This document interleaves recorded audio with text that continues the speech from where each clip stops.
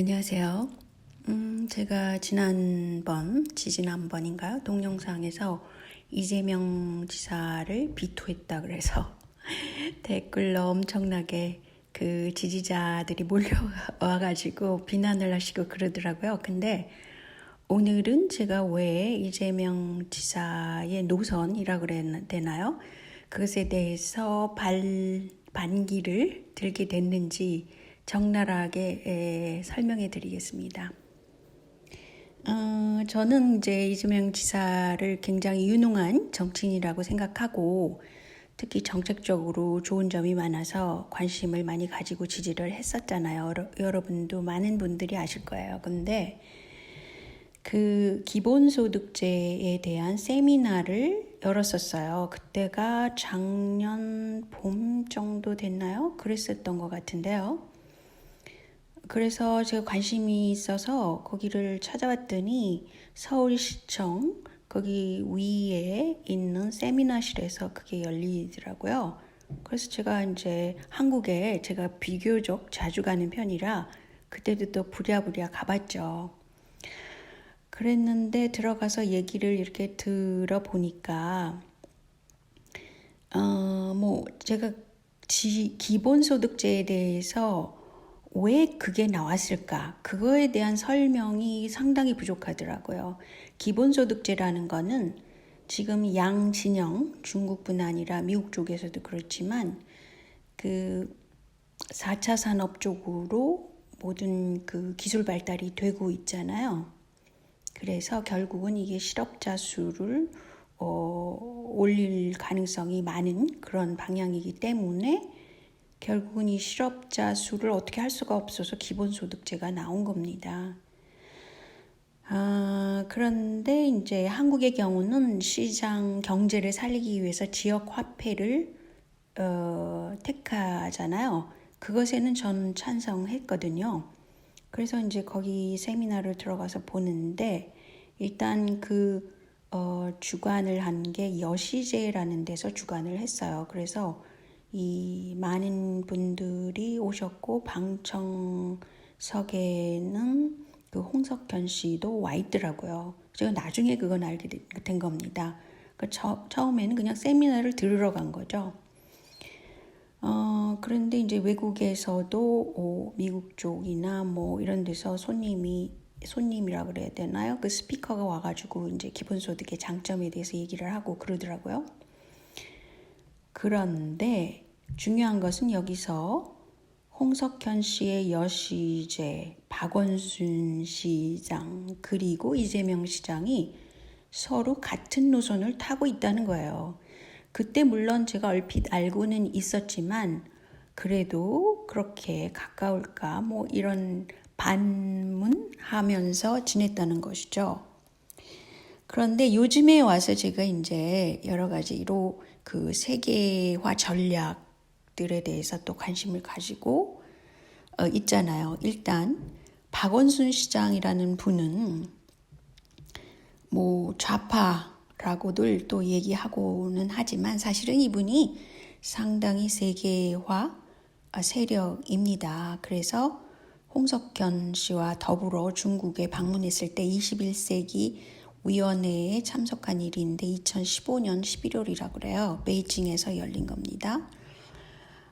그런데 이것을 주관하는 사람은 억만장자 사회운동가, 거버넌스, 도시계획에 앞장서고 있는 그 니콜라스 베르그루엔이라는 분이에요. 미국에 사시는 분 같아요.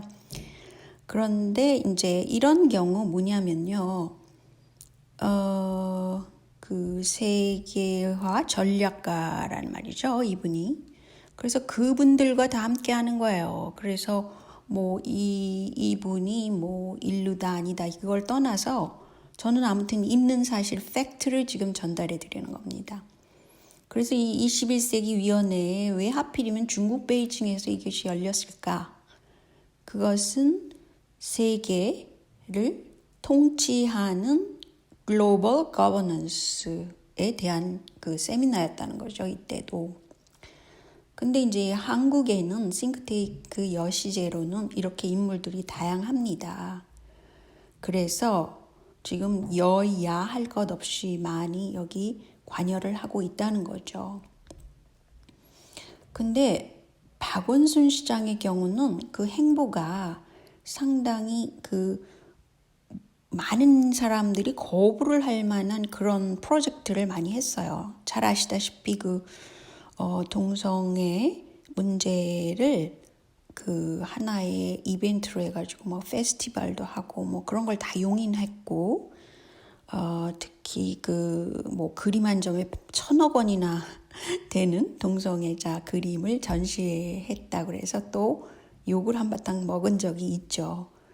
그런데 이 분께서 또 세종문화회관 앞 광장을 이렇게 이순신 상을 옮기고 이렇게 광장을 늘리겠다는 프로젝트가 지금 있어요. 근데 이것을 하는지 안 하는지는 제가 확인할 수 없지만 그것을 한때는 굉장히 많이 추진을 했었습니다. 저는 절대로 반대하는 거죠. 왜냐하면 모든 문화적인 상징성은 지켜야 마땅하고 그래야만 그게 이제 나라의 기본 문화가 돼 가는 거죠. 이렇게 민중이 원한다, 촛불 시위가 성공을 했다 그래서 바꾸고 이런 것은 전 반대하는 사람입니다.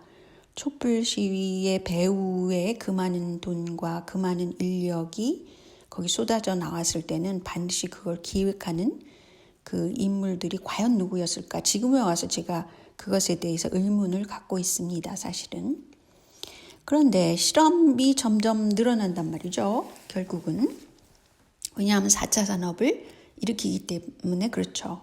4차 산업혁명이라는 건 빅데이터, 인공지능, 사물 인터넷 등이 있어요. 그런데 이것에 대해서 반대하는, 그러니까 실업률을 걱정해서 일어나는 그런 운동이 네오 러다이트 운동입니다. 러다이트 운동은 아시겠지만 영국에서 그 기계화가 막 됐을 때 실업군이 너무 많이 늘어나니까 그것에 반대하는 그런 운동이 러다이트 운동이었는데, 네오라는 것은 새로운 그런 뜻입니다. 그러니까 요새 들어서 4차 산업혁명 때문에 일어난 그런 일자리를 위한 운동이라는 거죠. 그래서 가령 타다 택시가 한동안 큰 문제가 있었잖아요. 그래서 택시 운전사들이 막 반대하고 그랬잖아요. 이것도 사실은 일자리를 보호하자는 네오 러다이트 운동이었습니다. 타다를 반대하는 분들의 운동은 말이죠. 그래서 그런 상태죠. 근데 4차 산업이 발달되면 실업률이 당연히 올라가죠. 그래서 기본소득제를 하게 되고, 한국의 경우는 다행히 지역화폐를 써서 시장 활성화를 지금 유도를 하고 있지만 4차 산업을 동시에 발달시키고 있단 말이죠. 그거는 하나의 지향점을 거기다 두고 있어요. 그런데 또 한 가지의 문제점이 뭐냐면, 한국에 제가 가서 느낀 점은 프랜차이징이 너무 발달돼 있어요. 여러분들이 프랜차이징 그러면 그냥 세련된 그런 인테리어, 또 매장이 수가 많아지고 그러잖아요. 근데 매장의 수가 많아지고 그것이 하나의 회사가 된다고 생각해 보세요. 그러면 자본 집중이 된다는 거죠.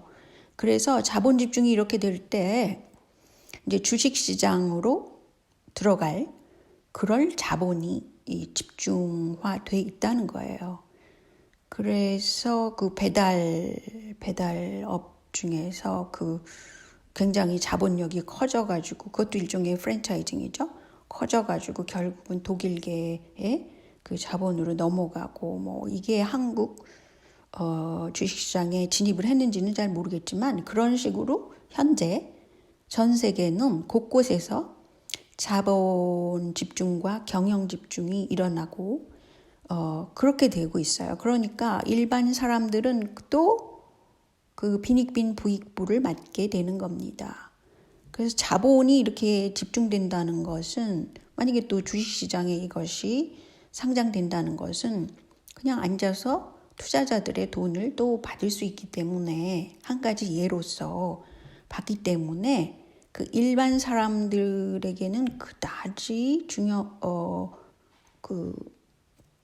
좋은 그런 방법은 아닐 수 있어요. 게다가 이제 주식 그 거래를 저도 해봐서 알지만 그 주식 시장의 동향을 알려면 그 사회가 진화하는 방향을 또 같이 알아야 되고 뭐 돈의 흐름도 알아야 되고 뭐 여러 가지 상황을 파악을 해야만 거기서 소득이 얻는 것이지 주식 투자를 했다고 하더라도 많은 사람들이 그 주식 실패를 하게 돼요. 한국의 경우는 또 투기성이 있는 사고를 하기 때문에 또 그 중산층들이 또 많이 실패를 하게 되죠. 근데 뭐 아무튼 얘기는 그렇고요. 그런데 여시제의 홍석현, 박원순 시장 그리고 이재명 시장으로 넘어온다는 거죠. 그래서 요새 들어서 제가 느낀 점은 이재명 지사를 이제 쓰는 거죠. 하나의 그 해결책은 아닙니다. 이재명 지사의 해법은 단지 그냥 여기저기 쓰레기가 있으면 그거를 치우고 막고 뭐 그런 일종의 2차적인 그런 청소부라고 할 수가 있어요. 근본적인 한국의 경제 시스템을 바꾸는 그런 작업은 못하고 있죠. 그런데 이런 거 있어요. 가령 예를 들어서 이재명 지사가 그러면 대권 후보가 될 수 있을까? 전 될 수 없다고 생각합니다. 왜냐하면 세계화 세력이라는 것은 빈부차를 늘리고 이민 인구를 받아들이고 뭐 그렇게 여러 가지 추구하는 정책들이 소위 진보라고 말해지는 조국이 추진한 그런 정책들이에요. 조국, 박원순. 그렇다면 그런 정책들이 결국은 자살률을 줄일까? 그렇지 않다고 보거든요. 그리고 여러 가지 구조적인 개혁을 할 수 있을까? 아니라고 봅니다. 단지 이재명 지사는 여러 가지 관점에서 그 청소하는 약간 청소를 해주는 그런 이미지를 갖고 있는 거죠. 그래서 더민주당이 굵은 선은 세계화 추진인데 그것이 떨어뜨리는 각종 그 쓰레기들을 약간 치워주는 역할이 이재명 지사라고 봅니다. 그래서 결국은 주류에서는 이재명 지사를 선택하지 않을 수 있다고 봅니다. 그거는 뭐 이낙연 씨가 특별히 그 문재인 씨와 가까운 점이 조국 그런 사람들과 가까운 점이 있긴 있더라고요. 근데 결국은 그렇기 때문에 제가 한국에서는 진짜 보수세가 들어서서 정신적으로도 개조를 해야 되고 그래야만 한국이 바른 방향으로 갈 수 있다고 생각하는 거예요. 그리고 친중국을 하게 된다는 것은 그 윤리적인 틀이 중국에는 아직은 마련되지 않은 가운데 이렇게 기계적인 사회로 만들어버리고 있잖아요.